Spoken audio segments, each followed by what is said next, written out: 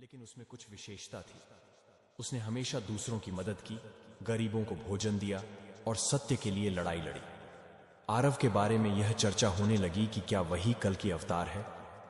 लोग उसकी साधारण बातों में गहराई खोजने लगे। शास्त्र और वर्तमान युग, धर्मगुरु और विद्वान शास्त्रों का अध्ययन करने लगे। वे समझाने लगे कि कल की अवतार के लक्षण और वर्तमान युग के हालात मेल खाते हैं। लेकिन एक विद्वान ने कहा, कल की अवतार का असली उद्देश्य अधर्म का नाश और धर्म की स्थापना है। इसे पहचानना आसान नहीं होगा। अंतिम सत्य। एक दिन आरव ने खुद लोगों को संबोधित किया और कहा, मैं एक साधारण इंसान हूं। अगर आप धर्म और सत्य को पुनः स्थापित करना चाहते हैं तो खुद को बदलें। अवतार की प्रतीक्षा करने के बजाय अपने कर्मों को सुधारें। लोगों को समझ में आया कि सच्चा परिवर्तन बाहर से नहीं, भीतर से आता है।